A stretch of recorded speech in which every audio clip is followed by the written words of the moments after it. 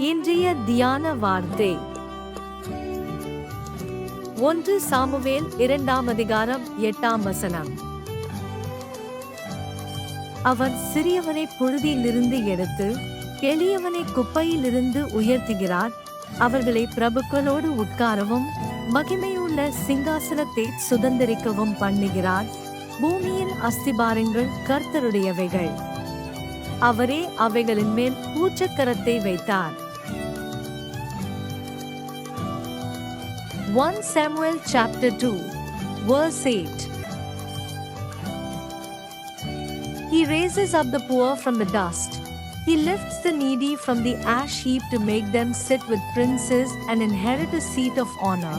For the pillars of the earth are the Lord's, and on them he has set the world.